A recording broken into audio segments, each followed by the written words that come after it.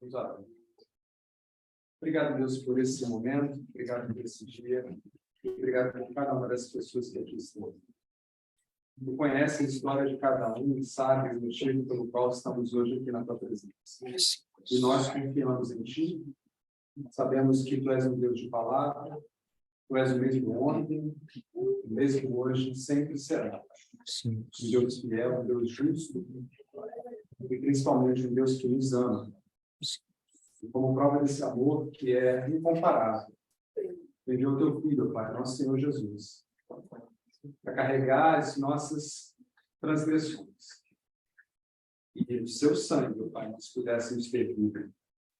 Por isso, Senhor, hoje nos deixe experimentar essa vida plena em Cristo Jesus. E o Santo Espírito, Pai, que é o tema do nosso estudo.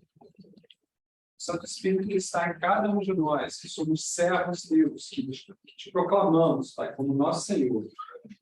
E que o Santo Espírito nos faça enxergar que Deus maravilhoso tu és. E que enxergando, Pai, a tua santidade, a tua beleza, nossa vida seja transformada. Para a honra e glória de teu santo nome. Amém, Em nome de Jesus nós oramos. Amém. Amém. Vamos cantar, quem souber canta junto. Hoje a gente tem uma falta na banda, mas todo mundo aqui conhece as canções, então essa primeira canção é a canção do Fernandinho, Nada Além de Sangue, então vamos cantar com voz, né?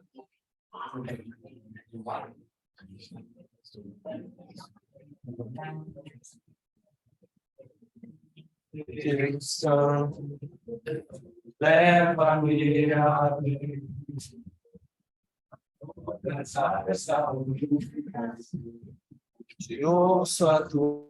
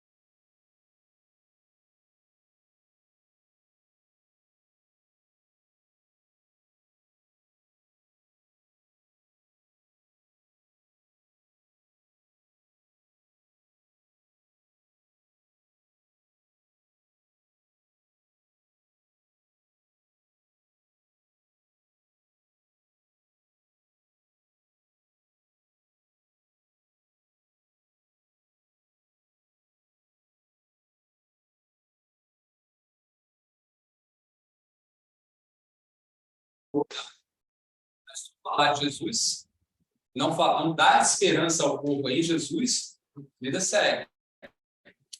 E naquele momento, muitos pastores, servos, padres, eles com medo, né, porque era uma força armada, eles, tudo bem, não tem o que fazer, né, a gente vai morrer se a gente não fizer.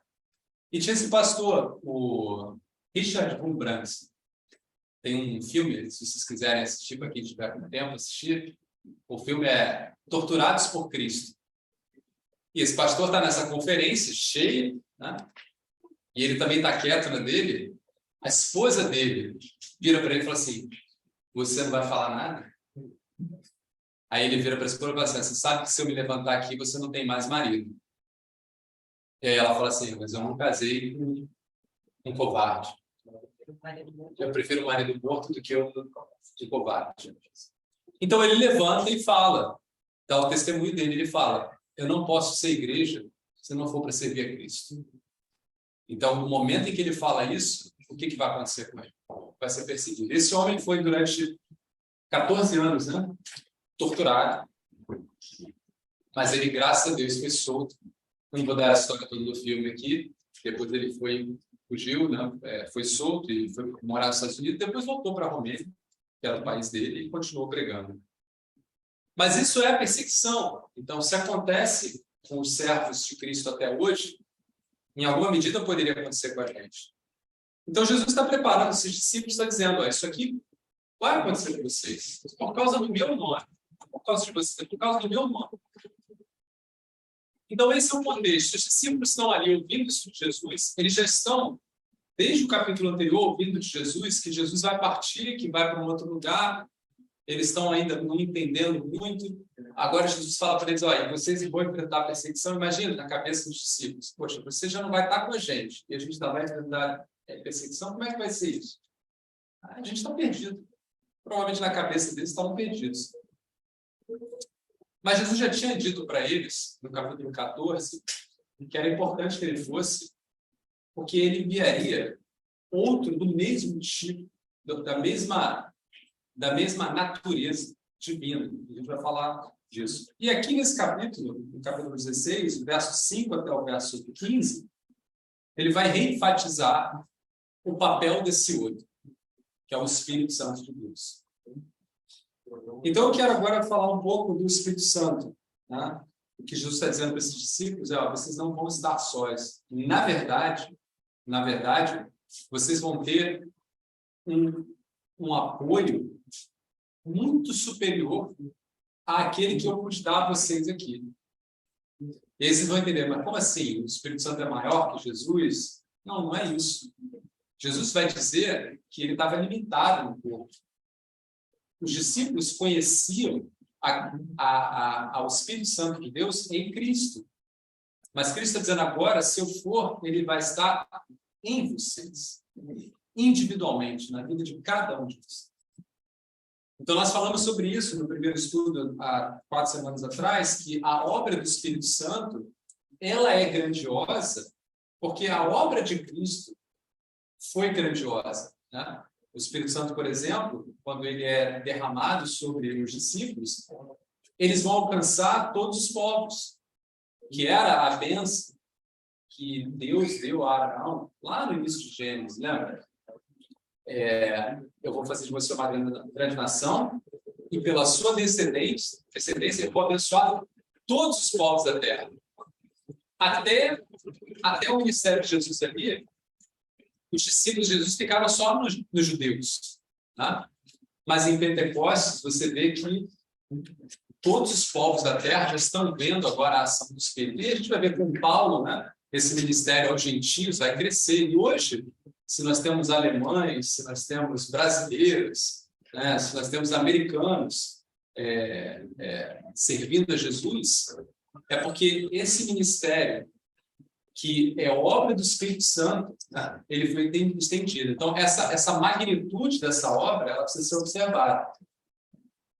Então, Jesus não está dizendo ali que o Espírito Santo é maior ou menor, mas está dizendo que ele é outro a mesma natureza. O Espírito Santo de Deus é Deus, Cristo. É o Espírito de Cristo, é o Espírito de Deus, é o Espírito de ambos. Aí a gente não precisa entrar na complexidade da Trindade, tá? Mas precisamos crer, e falamos isso no último estudo, né? O próprio Jesus, eu não vou trazer aqui referência aqui, mas eu trouxe no último estudo várias referências, né? Onde Paulo vai fazer isso, onde ele abençoa em nome do Pai, do Filho e do Espírito. Tá? Pai, Filho, Espírito. Então, a gente viu essa relação. Então, nós vimos nos últimos estudos, né, que o Espírito Santo de Deus é uma pessoa. Por que uma pessoa? Porque a gente viu que ele pode ser sufocado, no sentido de a gente não ouvi-lo. Ele pode ser entristecido, quando nós fazemos algo que entristece. O Espírito Santo compele os servos a agir, então ele tem uma ação. Então, o Espírito Santo de Deus não é, como alguns podem entender, uma força, né? Tipo Star Wars, o lado verde. Ele não é uma força, é uma pessoa. Se ele habita em nós, o primeiro entendimento que a gente tem que ter é tudo aquilo que eu faço que ofende a Deus, ofende ao Espírito que está em nós. É como se você, pensa num relacionamento marido e mulher, né? Como se a sua esposa estivesse com você 24 horas por dia. Naquelas atitudes suas que você sabe que vai ofendê-la, ela está ali vendo. O Espírito Santo de Deus está conosco o tempo inteiro. Então, ele é uma pessoa e ele se entristece com as nossas atitudes. Então, começando aqui, vamos dar uma lida agora do verso 5 até o verso 15, em João 16, 5 a 15. A gente vai ler e depois eu vou passar alguns pontos aqui. Verso 5 diz assim: agora que vou para aquele que me enviou, nenhum de vocês me pergunta para onde vais. Porque eu falei estas coisas, o coração de vocês encheu-se de tristeza. Mas eu desafio que é para o bem de vocês que eu vou. Se eu não for, o conselheiro não virá para vocês. Mas se eu for, eu me enviarei. Quando ele vier, convencerá o mundo do pecado, da justiça e do juízo. Do pecado porque os homens não creem em mim. Da justiça porque eu vou para o Pai e vocês não me verão mais. Do juízo porque o príncipe deste mundo está condenado. Tenho ainda muito o que lhes dizer, mas vocês não podem suportar agora. Mas quando o Espírito da verdade vier, ele os guiará a toda a verdade. Não falará de si mesmo, falará apenas o que ouvir. E lhes anunciará o que está por vir. Ele me glorificará, porque receberá do que é meu, e o tornará conhecido vocês. Tudo que pertence ao Pai é meu. Por isso eu disse que o Espírito receberá do que é meu, e o tornará conhecido vocês. Mas um pouco já não me verão, um pouco mais e me verão de novo. Aqui fica claro que Jesus fala do Espírito Santo de Deus, da obra do Espírito Santo de Deus em relação ao mundo. Ele usa a palavra mundo, convencer o mundo do pecado, da justiça e do juízo, e depois fala da obra do Espírito Santo de Deus nos discípulos, que ele guiará os discípulos em toda a verdade. A gente vai explorar o que são essas coisas. Mas antes, uma pergunta que a gente pode fazer é: por que o Espírito Santo de Deus, se ele é tão poderoso assim, por que ele só poderia vir depois que Cristo subisse? Né? Por que não veio junto? E o próprio Evangelho de João responde essas coisas para a gente, lá no capítulo 7 de João, no verso 38 e 39, Jesus já havia falado para os judeus, ali para todo o povo. Jesus estava na festa das cabanas, e no dia mais importante, lá que é o ritual da água, das limpezas, né? Jesus vai falar ali já do Espírito Santo. Ali era capítulo 7, a gente está no capítulo 16, ou seja, essa revelação do Espírito Santo que Jesus está dando para os discípulos agora, ele já vinha preparando os discípulos para aquilo. Olha o que ele fala ali. Ele fala assim, ó, verso 38. Quem crê em mim, como diz a Escritura, do seu interior fluirão rios de água viva. Ele estava se referindo ao Espírito, que mais tarde receberiam os que nele crescem.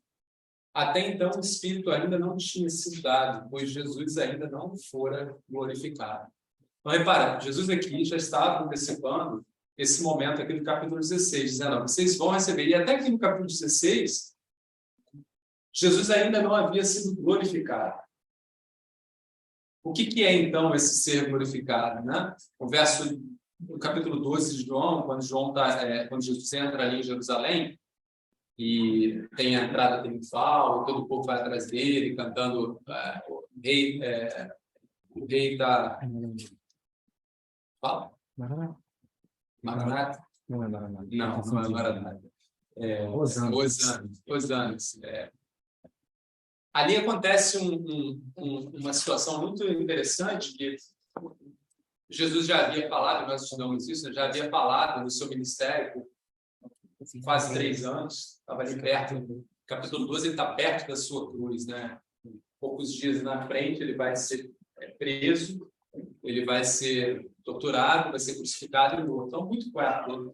Naquele ministério todo, ele já havia falado, durante 3 anos, para os judeus, só para os judeus. Mas ali no capítulo 12 acontece algo muito interessante, que 2 gregos, ou gentios, mas gregos, não eram judeus, vão procurar falar com Jesus.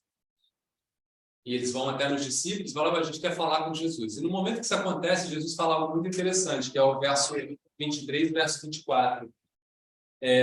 Ele fala assim, João 12, 23 e 24. Ele fala assim: se o grão de trigo não cair no solo e não morrer, ele não dá fruto. Mas se morrer, dará muito fruto. O que Jesus está falando? Jesus está falando da sua cruz. Ele está falando: olha, se eu preciso ir para a cruz, porque pela minha cruz eu alcançarei todo mundo. Se eu continuar aqui no meio dos judeus, vocês não vão compreender quem eu sou. Então, Jesus, ali naquele momento, ele fala, digo verdadeiramente, até o verso 23, né, Jesus respondeu: chegou a hora de ser glorificado, Filho do Homem. Então, ele fala que a cruz, esse processo em que Jesus vai passar pela cruz, é um processo onde ele é glorificado. No verso 17, no capítulo 17, que é a oração de Jesus, que é uma oração linda, Jesus ora, primeiro, falando da relação dele com o Pai, depois ele ora, intercedendo pela vida dos discípulos, e depois, no final da oração, ele intercede pela nossa vida hoje, porque ele fala: todos aqueles que serão alcançados pela mensagem destes, que eram discípulos, né? E Jesus intercede por nós. Mas ali, nessa oração, no verso 1 ao verso 5, 17, 1, 5, ele fala assim, ó: glorifica o teu filho, para que o teu filho te glorifique. Jesus, orando a Deus, ele fala isso: pois lhe desse autoridade sobre toda a humanidade, para que conceda vida eterna a todos que lhe deste. E esta é a vida eterna, que te conheça, o único Deus verdadeiro, e a Jesus Cristo, para quem enviaste. Eu te glorifiquei na terra, completando a obra que me deste para fazer. E agora, Pai, glorifica-me junto a ti com a glória que eu tinha contigo antes que o mundo existisse. Repare, então, essa glória de Cristo que precisava acontecer aqui era a cruz, era o momento da cruz. Por isso que o Espírito Santo ainda não havia chegado para os discípulos, porque Jesus ainda estava no processo da cruz. Lembra que ele está aqui nessa hora, conversando com os discípulos aí no momento da ceia. No capítulo 13, os discípulos estavam em ceia, Judas sai para atrair Jesus, e ele fica ali com os outros 11, eles estão ainda nesse momento. Logo ali na frente, Jesus vai ser preso, vai ser levado e vai ser crucificado. E a gente sabe, lendo o livro de Atos, que o Espírito Santo é derramado sobre os discípulos depois da ascensão de Jesus. Então, mais ou menos uns 40 dias para frente ainda. Mas Jesus está antecipando essas coisas para os discípulos. Está dizendo: olha, essas coisas vão acontecer. Aliás, aqui no capítulo 16, ele fala, né? Estou falando essas coisas para vocês agora, antes que elas aconteçam, para que quando elas acontecerem, vocês lembrem que eu falei. Então, o Espírito Santo de Deus não podia vir, por quê? Porque o propósito da vinda do Espírito Santo de Deus é falar da glória de Cristo. E a glória de Cristo foi cumprida na cruz. Jesus, aqui nessa oração do capítulo 17, ele fala: Pai, eu cumpri a obra que me deste. A obra de Jesus era, a gente vai ler lá em João capítulo 3, abre lá João capítulo 3, a partir do verso 5,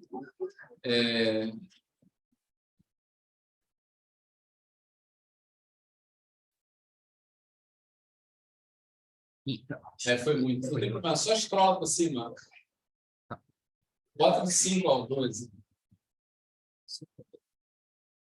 Aí, valeu. Ali, ó. Perdão, 16. Capítulo ou versículo? Era o 3,16, 3,16. Em diante. Valeu, falar do início. Então, Jesus foi enviado, ó, porque Deus tanto amou o mundo que deu seu Filho unigênito para que todo aquele que nele crê não pereça, mas tenha vida eterna. Pois Deus enviou o seu Filho ao mundo não para condenar o mundo, mas para que este fosse salvo por meio dele. Quem nele crê não é condenado, mas quem não crê já está condenado por não crer no nome do Filho unigênito de Deus. Então, Jesus veio, Jesus trouxe a palavra de Deus para os homens com o objetivo de que os homens crescem nele. Essa era a obra. E Jesus vai para a cruz ainda cumprindo essa missão. Porque nessa cruz, essa missão ela vai ser estendida. Tá? Só que não mais por Cristo. Agora o Espírito Santo de Deus vai dar testemunho dessa missão, que o Filho de Deus veio ao mundo para resgatar aqueles. E foi entregue na cruz. Então, aqui no verso 16, no capítulo 16, do verso 14, a gente tem Jesus dizendo qual é a principal função do Espírito Santo. E ele diz lá, capítulo 16, 14. Ele diz lá, ele me glorificará porque receberá do que é meu e o tornará conhecido a vocês. Então, a função do Espírito Santo de Deus é continuar a obra de Deus em Cristo. Tudo aquilo que é de Cristo e sempre foi de Cristo continua na obra do Espírito.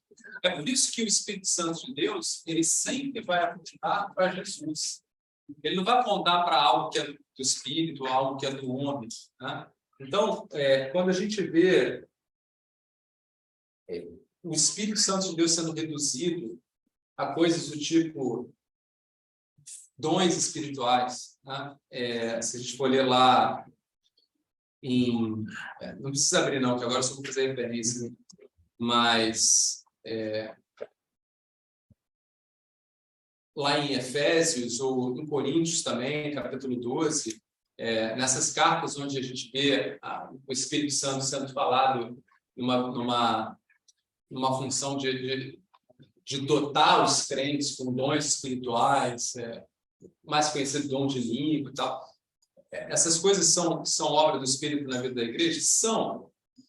Mas reduzir a obra do Espírito Santo de Deus, ou reduzir a pessoa do Espírito Santo de Deus a isso, é não entender o que o Espírito Santo de Deus faz na vida do crente, na vida daqueles que buscam a Jesus. É algo muito maior. Por exemplo, eu vou dar aqui alguns exemplos para a gente entender isso. O Espírito Santo de Deus, ele tem a mesma natureza de Deus. A gente já estudou isso, né? No capítulo 14, Jesus fala, né, que eu vou enviar outro, e essa palavra a gente estudou na semana passada, né?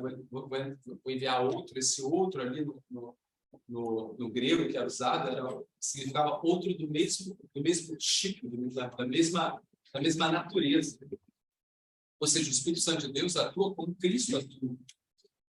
Jesus vai falar, ele é o Espírito da verdade. E lembra, Jesus fala, eu sou o caminho, a verdade e a vida. A palavra de Deus foi toda inspirada pelo Espírito Santo. Né? Se a gente for ler lá, eu não vou ler todos agora, mas vou dar as referências em Timóteo. Esse é um texto que é muito usado para nós, né? 2 Timóteo 3,16. Paulo vai dizer para Timóteo, toda a palavra ela é inspirada por Deus e ela é boa para conduzir o homem no caminho do Senhor. Toda a palavra. O Espírito Santo, aqui nesse capítulo 16, nós vamos estudar que ele é quem convence e ele é quem testemunha ao mundo Cristo.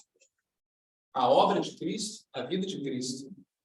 Aí você vai falar assim, poxa, mas não são os crentes que que dão esse testemunho, mas é interessante, né, que é o Espírito Santo de Deus que atua nos crentes e atua no outro. O Espírito Santo de Deus atua nos dois lados. Ele atua no crente para levar a palavra, porque senão, muitas vezes, o crente vai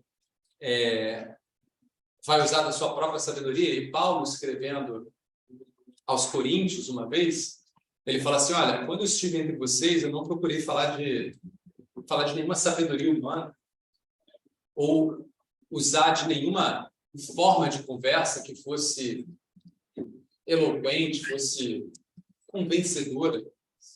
Antes, eu só falei uma coisa para vocês: Cristo e Cristo crucificado.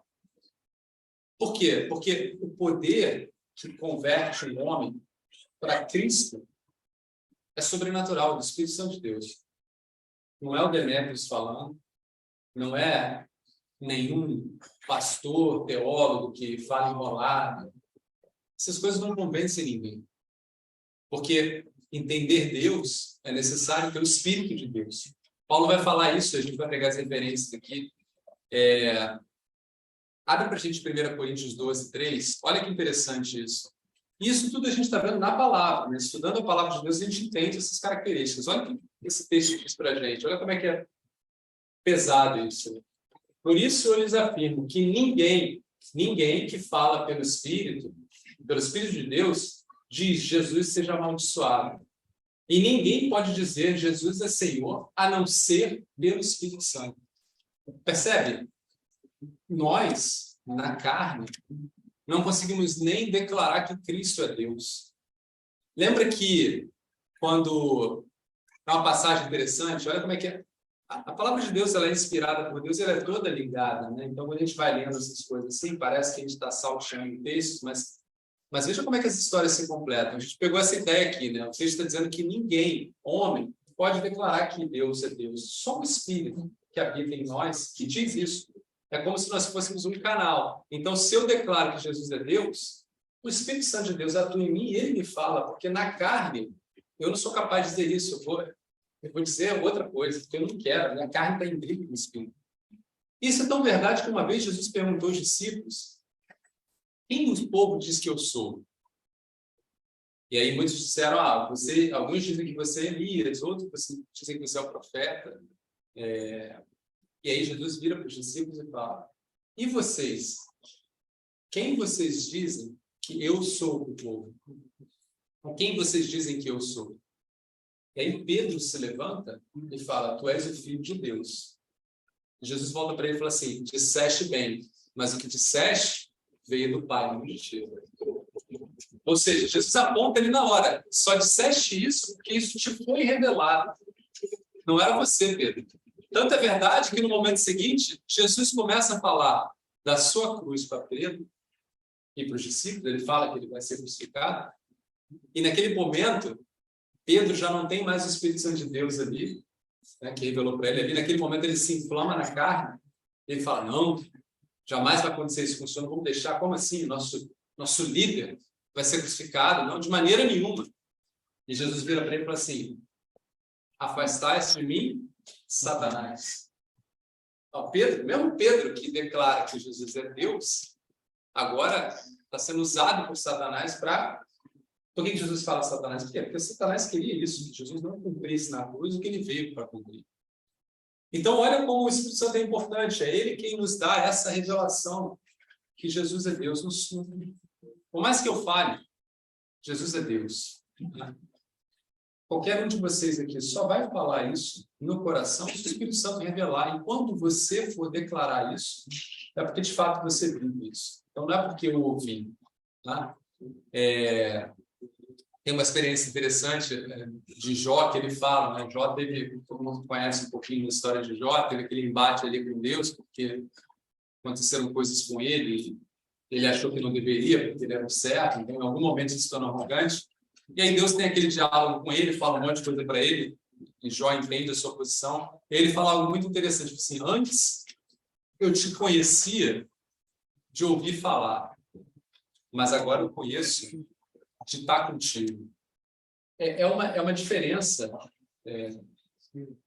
abissal, assim, entre você conhecer algo porque você ouviu, que aquilo não faz você viver, né? Ou você ter uma experiência. Por isso que a experiência de transformação, de conversão de cada um, ela é individual, ela é algo que a gente não consegue contar. Eu não consigo dizer para vocês como é que foi para mim quando eu aceitei a Cristo. Tá? Porque se eu conto isso, parece coisa ridícula. Aliás, quando eu ouvia, né, de outras pessoas, coisa ridícula. Mas hoje, quando eu uso algumas histórias, cara, que maravilhoso. Um negócio desse maravilhoso.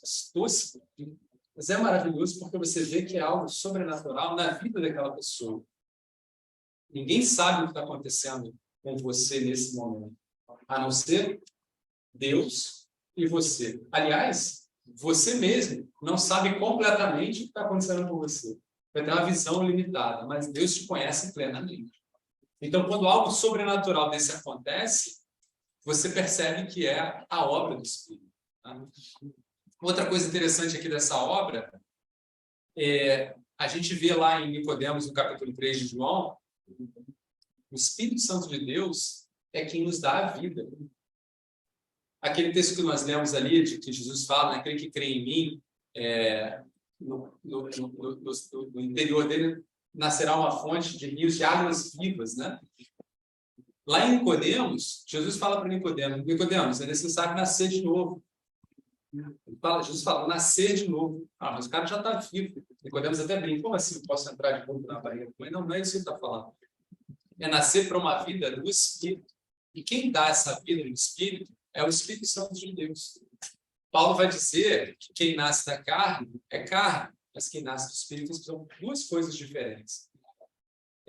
Aqui no verso do capítulo 16, a gente vai estudar daqui a pouquinho que o Espírito Santo é quem guia os crentes em Cristo, guia em toda a verdade. Então, o servo do Senhor, o crente, ele não anda à revelia.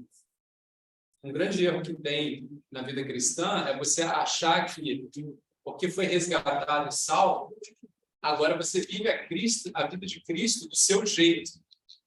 Ninguém vive a vida de Cristo do seu jeito. Nós vivemos a vida de Cristo do jeito de Cristo, no seu Espírito. Em vários textos da palavra que diz que o Espírito Santo de Deus, e aqui eu vou falar aqui atuando no corpo, ele atua em todo o corpo para que ele uniformize o corpo. Porque o corpo de Cristo é um só, embora seja muitos membros. Se a gente abre para a gente lá, 1 Coríntios 12, a gente vai ler alguns versos ali. Embora sejamos muitos, né, nós somos um corpo só, é o corpo de Cristo. E se é um corpo só, tem um Espírito. E esse é o Espírito Santo de Deus. Então ele vai atuar na vida de cada um de nós aqui, mas ele vai fazer algo muito especial. Ele vai aproximar essas vidas. De que forma? Para ser todas elas igual a mim? Não. Não, todas igual a da minha esposa, claro, que é melhor que eu. Também não. Ele vai aproximar essas vidas todas para ser como a vida de quem? De Cristo. Vida de Cristo. Então, quando Paulo fala até que todos nós alcancemos a maturidade daquele que é perfeito, quem é que está fazendo essa obra? Transformando a vida de cada um aqui para que a gente tenha o mesmo modo de pensar, o mesmo modo de agir. Quem é que está fazendo isso na vida de cada um de nós? O Espírito Santo de Deus, não é a gente. Aliás, imagina a complexidade que seria se nós aqui toda... Galera, vamos tentar ser igual todo mundo. Aí cada um vai num quadro ali e bota ali, ó. Para ser igual tem que ser... Imagina, não ia funcionar em 1 milhão de gerações. Mas o Espírito Santo de Deus, a obra dele é nos conformar com Cristo. E isso é possível, porque a palavra dá testemunho disso. Os primeiros cristãos foram chamados cristãos porque eles eram parecidos com quem? Com Cristo. Aliás, eles foram chamados primeiro os do caminho. Né? Aqueles ali são os do caminho. Por quê? Porque Cristo era o caminho. Aqueles ali andam como Cristo. Eles se vestem como, eles falam como. Esse texto de Coríntios 12, 1 Coríntios 12 é lindo de ler, porque ele fala de nós como igreja, de nós juntos. Então, o verso 4 diz assim: há diferentes tipos de dons, mas o Espírito é o mesmo, ou seja, é um único Espírito. O verso 11, todas essas coisas, agora falando todos, né? Todas essas coisas, porém, são realizadas pelo mesmo e único Espírito, e ele se distribui individualmente a cada um conforme quer. Ora, assim como o corpo é uma unidade, embora tenha muitos membros, todos os membros, mesmo sendo muitos, formam um só corpo, assim também com respeito a Cristo. Pois em um só corpo, todos nós fomos batizados em um único Espírito. Olha que interessante. Quer judeus, quer brasileiros, quer alemães, escravos, livres, e a todos nós foi dado beber de um único Espírito. Olha a fonte de água viva. O Espírito muitas vezes é simbolizado como água. Por isso que nós estamos bebendo do Espírito. Então, eu estou falando essas coisas para a gente, quando lembrar do Espírito Santo de Deus, lembrar que é Deus, que não é uma força, que não é algo menor. Não, eu não sei, mas vocês podem ouvir fora, o dom do Espírito fala língua. Né? Isso acontece, mas isso é muito pouco. A obra do Espírito Santo de Deus, ela é tão grande que o Espírito Santo de Deus vai trabalhar na sua vida até o momento da volta de Cristo, até o fim disso. Jesus fala claramente. Se eu não for, lá no verso 16, abre para a gente agora do 16, capítulo 16 de novo, verso 9 em diante.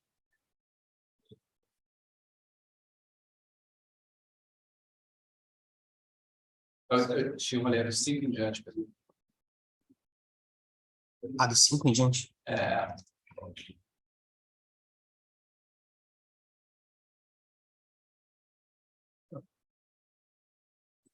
Ele fala ali, na verdade, do 7, mas eu lhes afirmo que é para o bem de vocês que eu vou, se eu não for, o conselheiro não virá para vocês, mas se eu for, eu enviarei. Não é aqui que ele fala, no capítulo 14. A gente não precisa ir lá, não.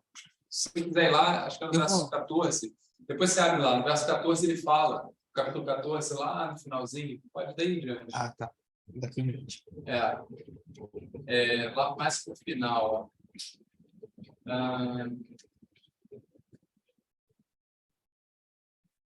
Quando o Espírito Santo, que o Pai enviará em meu nome, ele se ensinará todas as coisas para lembrar tudo que eu lhe disse. Deixa eu olhar. Acho que mais embaixo ele vai falar. Ou mais lá para cima. Mas ele vai falar isso. O Espírito Santo vai estar com esses discípulos até o fim. Por quê? Porque Jesus, naquele momento da cruz, no momento da ascensão dele, Jesus é preso, Jesus é crucificado, Jesus é morto, Jesus é ressuscitado e Jesus ascende. No momento que Jesus ascende, vai para o céu, a partir daquele momento, a obra do Espírito até o fim da vida de cada um. Então, quando Jesus diz lá em Mateus, quando ele dá a missão da igreja, né, ide por todo mundo, pregar o evangelho a toda criatura, batizando em nome do Pai, do Filho e do Espírito Santo, e eu estarei com vocês até a consumação dos tempos, ou seja, até o final. Jesus está dizendo ali que ele estará conosco no Espírito, que é dele. O Espírito Santo está conosco o tempo inteiro. E porque o Espírito Santo de Deus está conosco, nós estamos com Cristo, porque o Espírito Santo de Deus é Deus com Jesus, com Deus Pai. Agora eu quero falar de um ponto. Esse texto, no capítulo 16, ele fala da obra do Espírito. E ela é dividida em duas. Existe essa obra do Espírito em relação ao mundo, e existe a obra do Espírito naqueles que creem em Jesus. Então, a gente tem a obra do Espírito em relação ao mundo e Jesus. A obra do Espírito em relação ao mundo é isso que eu falei do convencimento, não é o convencimento do homem. Ele fala aqui, no verso 8, quando ele vier, convencerá o mundo do pecado, da justiça e do juízo. O que Jesus está dizendo com isso? Aqui, muitas vezes a gente entende que o Espírito Santo vai convencer o mundo do pecado, dos pecados, né? E, de fato, isso é uma obra do Espírito. Então, o Espírito Santo nos mostra, em nosso coração, a palavra de Deus diz que ele geme, que ele clama, que ele nos avisa de algo que a gente está fazendo que ofende a Deus. Isso é verdade, vai acontecer. Mas no contexto aqui, o que Jesus está dizendo é o pecado maior de todos, o pecado mais grave. que é o pecado daqueles que não creem em Jesus. Porque ele faz essa referência, ele fala, ó, convencer o mundo do pecado porque os homens não creem em mim. E por que Jesus fala especificamente esse pecado? Eu não sei se vocês já pararam para pensar, mas a palavra de Deus, ela fala que em Cristo, aqueles que creem em Cristo, os nossos pecados foram pagos na cruz de Cristo. Ele tomou sobre si todos os pecados, né? E com isso nós somos justificados. Mas se nós não cremos nele, nós ainda somos sujeitos à justiça de Deus, os nossos pecados. Então, o pecado de não crer em Cristo, a falta de fé, ele é o começo de todo o restante. Na verdade, ele é o principal. Ninguém vai ser julgado porque cometeu um pecado contra Deus, segundo a natureza de Deus, que é santa.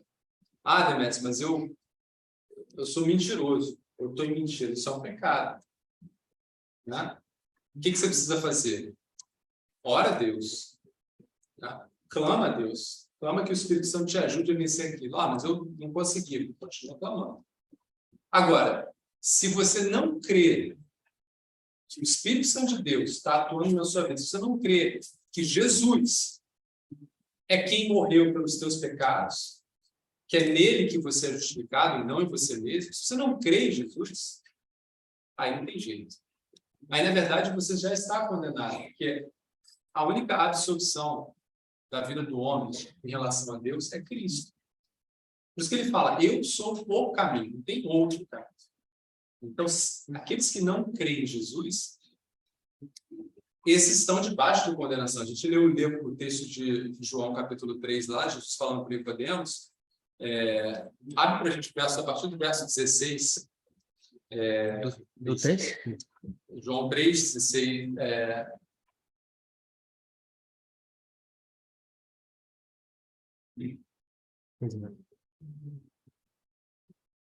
Ali, olha o que diz ali, ó. Vamos direto para o 19 aqui, ó. Este é o julgamento, ó.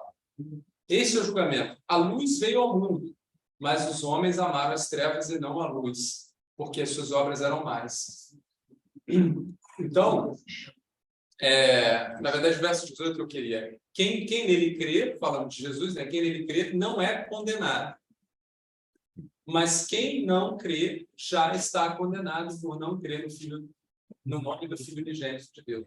Ou seja, a condição do mundo, falando aqui do mundo de uma forma mais global, é uma condição já de condenação. Aí a gente pode ler lá Romanos 1, que fala o mundo é indesculpável de conhecer a Deus, porque os atributos de Deus que podem ser vistos na natureza dão testemunho de Deus, mas os homens, mesmo vendo, decidiram não glorificar a Deus. Então, o homem já está condenado. Mas Cristo é a saída. Quem crê no nome de Jesus, como o texto está dizendo, não é condenado, ou seja, é salvo, é resgatado. Então, não crer em Jesus é o caminho sem saída. Interessante que, não sei se vocês já ouviram falar, mas é muito comum no meio cristão, falando qual o pecado, qual o maior pecado, né? Tem pecadinho, pecadão, mas tem um pecado que a Bíblia menciona que não há perdão. Mas é até um entendimento, muitas vezes, não correto, né? Porque não é que não há perdão, é que esse pecado, ele, na verdade, não te deixa outra alternativa. E o pecado é exatamente esse. A palavra de Deus diz que é um pecado de rejeitar o Espírito Santo. Por que rejeitar o Espírito Santo é o pecado? O pecado contra o Espírito Santo é o principal pecado. Porque é o Espírito Santo de Deus que declara ao homem quem?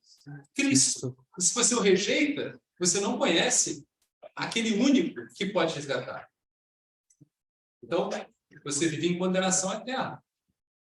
Por isso que rejeitar o Espírito, rejeitar a revelação do Espírito Santo de Deus, que é Cristo na vida do homem, você já está condenado. Que é compatível com o que Jesus está dizendo aqui. Então, essa obra é a obra do Espírito Santo de Deus. O Espírito Santo de Deus vai mostrando no coração de cada um de nós aqui. E aqui tem uma palavra interessante que ele fala convencer o mundo. Convencer o mundo do pecado. Essa palavra convencer, se vocês pegarem a tradução aqui no inglês dá um entendimento até mais interessante, porque diz assim, vai provar, o Espírito Santo de Deus vai provar que o mundo tem um entendimento errado a respeito de Cristo, a respeito do pecado, a respeito da justiça e do juízo. Ou seja, o mundo tem sim um entendimento, porém esse entendimento é errado. E com o entendimento do mundo, os judeus mostraram isso, que não precisavam de Jesus, que eles poderiam ser justos em relação a Deus através da sua própria religião, do judaísmo. E o Espírito Santo de Deus, Jesus está mostrando que vocês estão errados, porque eu sou o caminho. Hoje, nós podemos ter vários entendimentos aí fora de que o homem, eles vão usar, mas eu tenho uma vida boa, não faço mal a ninguém, não mato nem uma barata, porra. Eu estou salvo. Infelizmente, pela palavra de Deus, você continua condenado. Porque a salvação não passa na vida do homem por nada do que o homem faz. A salvação é dom de Deus, é graça, é a obra de Cristo na cruz. Não é a vida como eu vivo. E aí você vai falar, pois é, né, Demetrio? Agora eu estou lembrando, o ladrão na cruz, o cara era ladrão, né? Ele foi salvo por ele. E era ladrão. Aí tem aqueles mais engraçados que vão falar, pô, eu queria viver igual ladrão, fez tudo errado, mas foi salvo no último momento. Não, não é para você viver assim. Não, porque a vida dele não foi boa, porque na verdade, quanto mais cedo você reconhece Jesus como seu Salvador, João vai dizer para a gente que a gente descobre vida e vida plena. Então, se você acha que vive uma vida que faz sentido, né, fazendo tudo que você faz errado, você ainda pode ser resgatado no final, porque é graça. Deus escolheu derramar graça naquele ladrão na cruz naquele momento, porque ele reconheceu a Jesus ali. Mas se você acha que essa é uma vida para você, está enganado. Primeiro, que você não pode contar que você vai ter o mesmo destino. Segundo, que você está experimentando uma vida que não é plena, uma vida aquém da vida que Deus tem para cada um de nós. Por que ela é aquém? Lembra que a gente está estudando isso aqui num contexto onde Jesus está falando para esses homens, vocês vão sofrer perseguição no meu nome, e muitos vão matar vocês em meu nome. Falando de morte. Como vocês acham que alguém é capaz de suportar essas perseguições, essas mortes, essas torturas que eu falei no branco? Você acha que é capaz alguém é capaz de suportar isso na carne? Tipo, você por prazer, vou lá, eu encaro isso aí molinho. Não. Se essa pessoa não estiver vivendo algo sobrenatural, que muitas vezes nós não compreendemos, ela não escapa, não consegue viver aqui. A coisa é tão chocante, assim, que Paulo, que foi um que viveu o evangelho no espírito, né? Ele chega a ponto de se alegrar nas prisões, nas torturas, nos momentos onde ele passou dificuldade. Aí você fala, por que isso? Que modelo mental está na vida de um cara desse que quando ele passa uma tribulação, ele se alegra? Porque a gente, quando passa a tribulação, sofre. Mas esse cara se alegra. A ponto de dizer para você, agora eu estou participando do sofrimento de Cristo. E por isso eu me alegro, porque eu percebo que eu faço parte do corpo. Por que isso? Porque a perspectiva de mundo, a perspectiva de vida, a vida que é experimentada nessas pessoas pelo Espírito é diferente. É diferente. Aquilo que para a gente é loucura, para eles é ganho. Por isso que Paulo vai falar, para mim o viver é Cristo e o morrer é lucro. Como assim morrer é lucro? Por quê? Porque ele entende que o morrer está na glória. Entende que ele morrendo, ele está com Cristo, que é muito mais maravilhoso. Tanto é que ele fala para os filipenses, né? Eu queria ali estar com Deus, mas se eu tiver que ficar aqui mais um pouco, seja bom para vocês. Então, o Espírito Santo vai convencer essa visão de mundo que nós temos em relação ao pecado, em relação à justiça, ele vai convencer nós individualmente. Uma coisa que a gente pode ter entendimento errado, né? É claro que o crente, ele é chamado a testificar, a testemunhar, a proclamar o evangelho. Mas essa obra é do Espírito. O Espírito Santo de Deus é que me compele, é que me faz estar aqui agora falando testemunhando a palavra. No momento em que isso for a minha carne, a fala vai ser diferente, o formato vai ser diferente. De repente, eu não vou nem querer fazer, porque é melhor jogar PlayStation. Então, repara, eu sou, nessa obra, assim como todos nós aqui, nós somos veículos, nós somos agentes. E aí tem um grande perigo, que eu quero falar isso, o crente precisa se comportar na mão do Senhor como uma ferramenta, e não como um agente. Qual a diferença entre uma ferramenta e um agente? O agente vai querer fazer. Você sabe o que vai acontecer quando você quiser fazer? Você vai fazer aquilo que não deve. Você vai falar quando tem que ouvir, e você vai calar quando tem que falar. Por quê? Porque não é o Espírito Santo que está fazendo mal.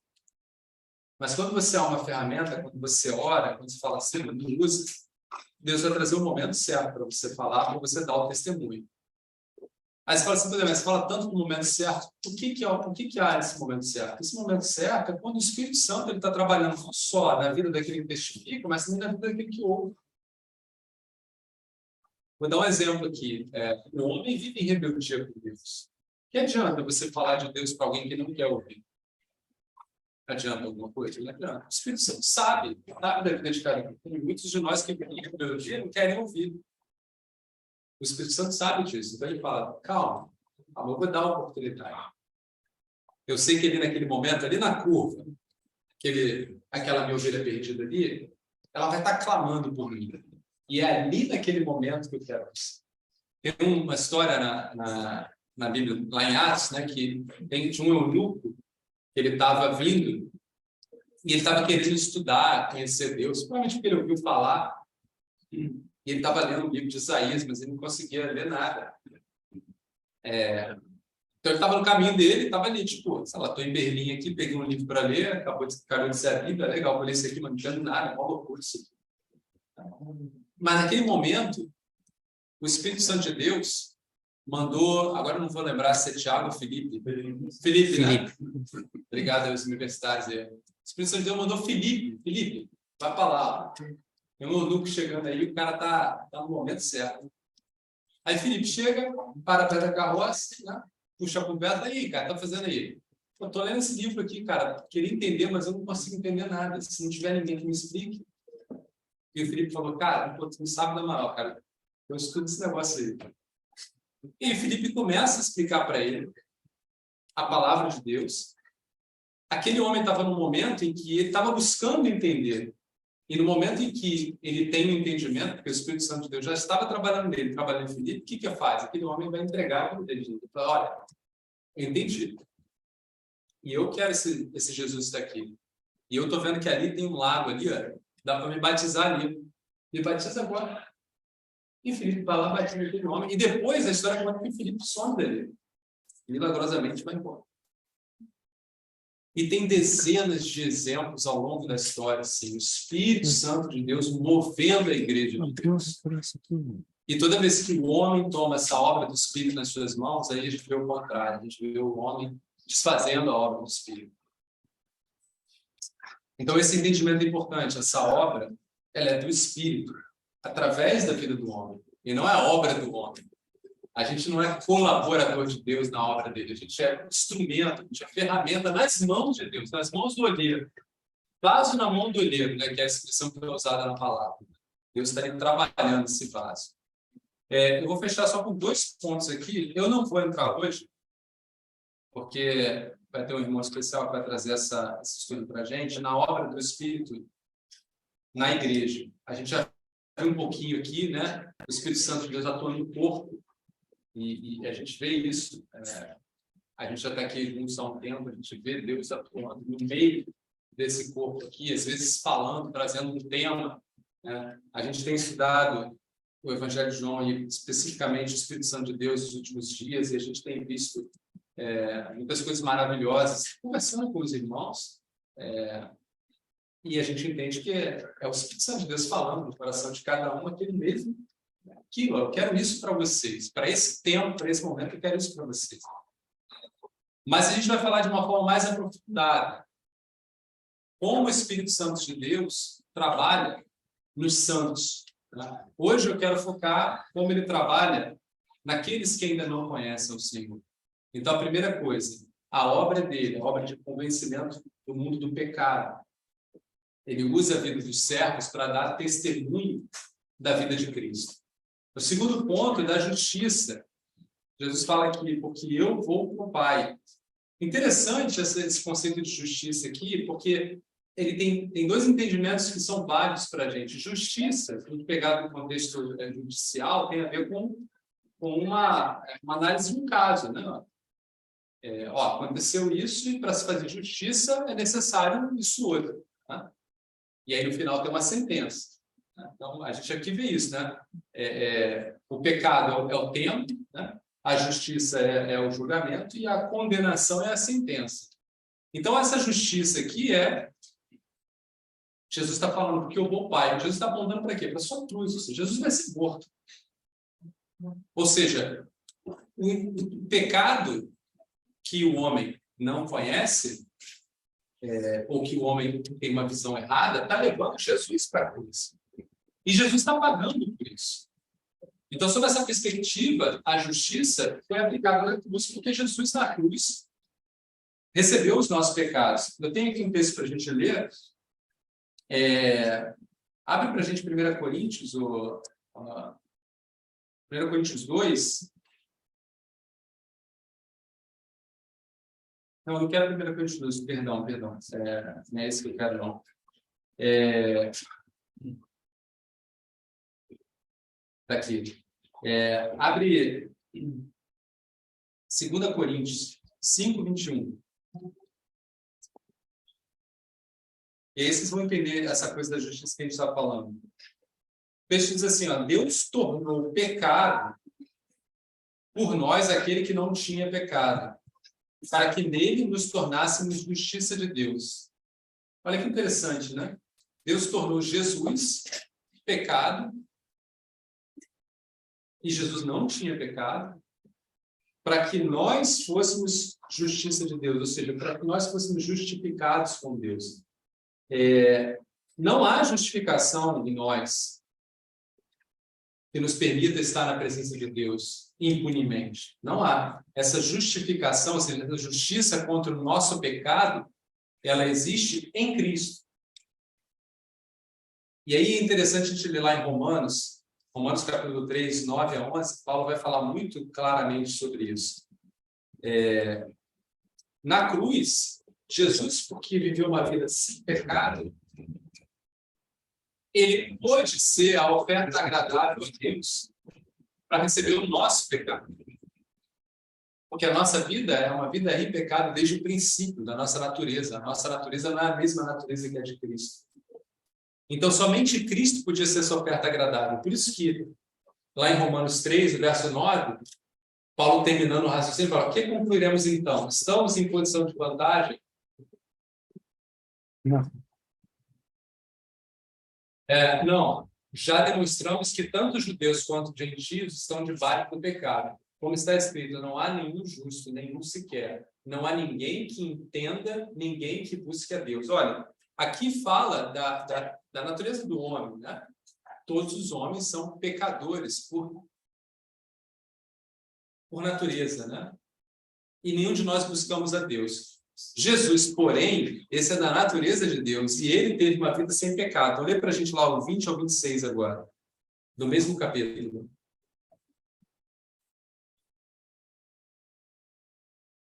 Portanto, ninguém será declarado justo diante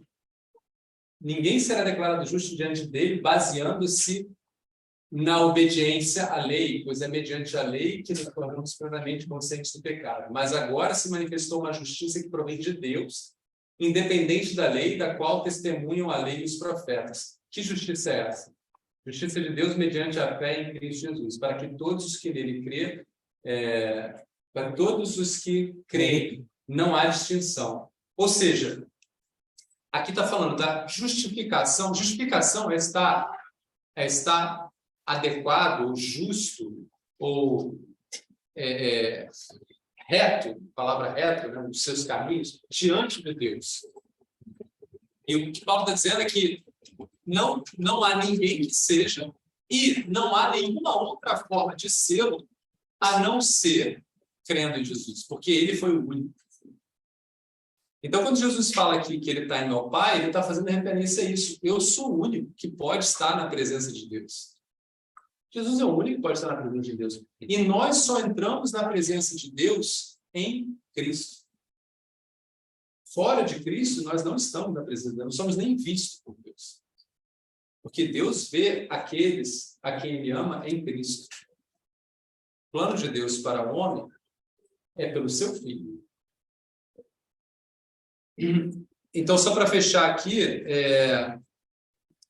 o juízo fala da condenação, e acho que a gente já leu sobre isso, lá no capítulo 3, quando Jesus está falando de Nicodemos. Todos já estamos condenados. Jesus não veio para trazer condenação, ele mesmo fala, ele veio para salvar. É o contrário. Estamos todos condenados, precisamos de salvação. Jesus é a salvação. Se você o rejeita, você continua condenado. Mas pode ser que alguém pense que nada, não tem condenação nenhuma. Não vai acontecer nada disso, relaxe. O próprio texto aqui de João, capítulo 16, Jesus fala que o príncipe desse mundo já está condenado. E se Satanás já está condenado, imagina aqueles que são muito menores. Estão com ele condenados. Aí você pode falar assim, mas por que se já está condenado, por que o mundo continua andando, continua girando como se nada tivesse acontecido? Essa pergunta foi feita e Pedro vai responder. Lá em 2 Pedro 3, 8, 9, vai ter esse entendimento, né? Pô, mas Deus demora, Deus não vai fazer nada. E olha o que Pedro vai dizer. O Senhor, não se esqueçam disso, amados. Para o Senhor, um dia é como 1000 anos, e 1000 anos como um dia. O Senhor não demora em cumprir a sua promessa, como julgam alguns. Pelo contrário, ele é paciente com vocês, não querendo que ninguém pereça, mas que todos cheguem ao arrependimento. Ou seja, Satanás já está condenado, e todos aqueles que negam a Cristo estão condenados. Mas Deus, ainda em misericórdia, aguarda para que aqueles que ainda vivem no erro tenham a chance de ser convencidos. Abram seus olhos. Eu vou fechar com um texto que é muito interessante, que eu, estudando aqui, notei, Hebreus, capítulo 3. Hebreus, capítulo 3, verso 7. E eu não tinha notado esse texto antes, mas o Espírito Santo de Deus faz a gente notar essas coisas. Olha o que diz o Hebreus 3, 7. Portanto, se já estamos todos condenados, ou se o mundo já está condenado, o apelo feito pelo Espírito Santo de Deus, o apelo é feito pelo Espírito Santo de Deus, está aqui, ó. Assim como disse o Espírito Santo de Deus, hoje, se vocês ouvirem a sua voz, não endureçam o coração como na rebelião durante o tempo da aprovação do deserto. Isso aqui é do Novo Testamento. É a inspiração do Espírito Santo de Deus dizendo, Espírito Santo convencendo o mundo. Se hoje vocês ouvirem Jesus falando no coração de vocês, não endureçam o coração. Tomem uma decisão ao lado de Cristo. Porque pode ser o último momento. Esses homens aqui no deserto, porque eles endureceram o coração, todos eles pereceram, eles morreram. Tá? E o Espírito Santo está dizendo, se você hoje está ouvindo no seu coração Jesus chamar, não resista. Não resiste. Então é isso. Alguma dúvida, algum comentário, alguma colocação em relação a esse texto, em relação ao Espírito Santo de Deus? O espaço aqui é para a gente compartilhar, para a gente crescer juntos. Então, se tiver algum comentário, alguma pergunta, não se sintam em nenhuma medida. Mas eu não sou capaz de perguntar. Eu só me interesso por um assunto aqui, que é Cristo crucificado. O restante é bobagem. Isso Paulo falou. Paulo era um homem instruído, mas ele se julgava, depois que conheceu a Cristo, o pior entre os pecadores. Porque para nós todos aqui, o que vale é conhecer a Cristo e esse crucificado. Então, se tiver dúvida em relação a isso, ou pergunta, ou entendimento, bora falar. Alguém quer falar alguma coisa?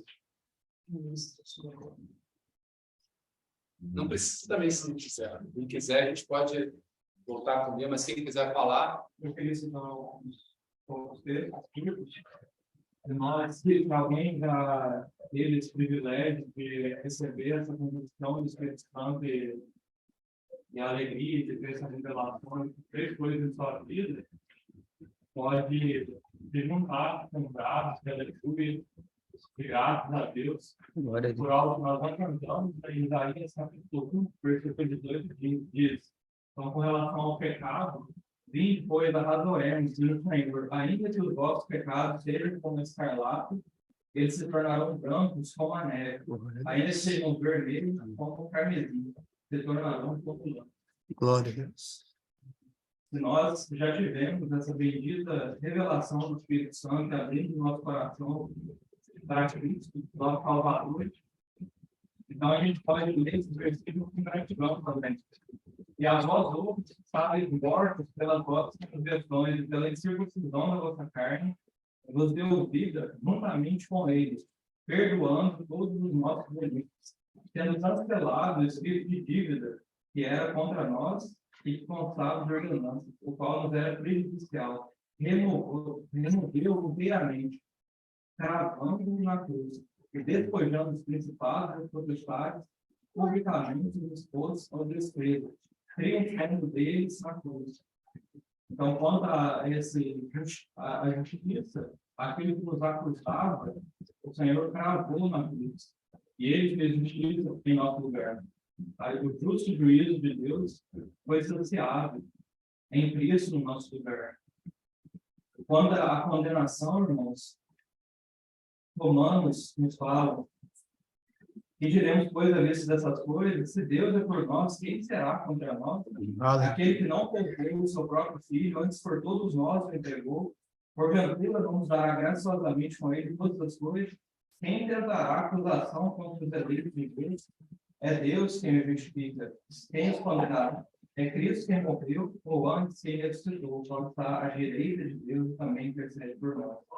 Então, quanto à condenação, quanto ao acusador, que é quem traz essa condenação, a tentação ao pecado para a vida do homem, o que ele pode nos tentar contra nós? É Cristo quem morre por nós.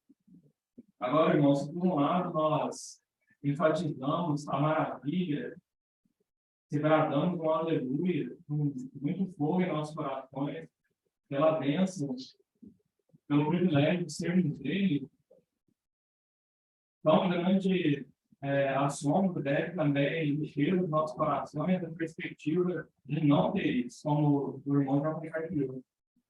Eu gostaria de ler 2 versículos para terminar. Fala assim, Apocalipse 20:10. O diabo, o sedutor dele, foi lançado para dentro do lago do fogo e enxofre, onde já se encontra não só a besta, como também o falso profeta, e serão atormentados de dia e de noite pelos séculos dos séculos. Mas, irmãos, todos que estão no versículo 15, ele diz assim: e se alguém não foi achado inscrito no livro da vida, esse foi lançado para dentro do lago de fogo. Perceba que a Bíblia não diz que esse será destruído. As vidas não são criadas por Deus para destruição. Então, você está diante de 2 eternidades. Uma eternidade com Deus, com seu Criador, seu Salvador, ou uma eternidade de sofrimento do lado de Deus.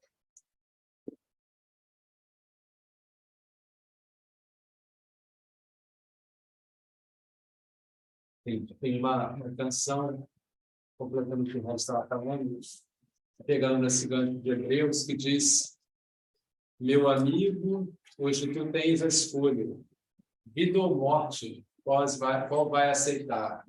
Amanhã pode ser muito tarde. Hoje Cristo te quer libertar. Então, como o irmão Regis colocou, não deixe para descobrir quando for tarde. Aceite Jesus o quanto antes. Não endureça o coração. Vamos orar para encerrar? Se alguém quiser conversar depois também, fique à vontade. Venho sempre. Deus abençoe a todos. Pai, obrigado, Senhor, por esse momento. Obrigado pela tua palavra, que é luz para os nossos caminhos, Pai. Lâmpada que ilumina, Senhor. Obrigado pelo sangue do nosso Senhor Jesus, que hoje podemos bradar com alta voz, Pai. Estamos livres do pecado, para te servir plenamente, Pai. Por isso, Senhor, toma as nossas vidas nas tuas mãos e faça de nós aquilo que é a tua boa, agradável e perfeita vontade. Para que possamos, Pai, ser testemunhos vivos do nosso Senhor Jesus Cristo até que Ele venha. É nesse nome doce e precioso que nós oramos. Amém. Deus abençoe. Podemos voltar ali para a comida e até semana que vem.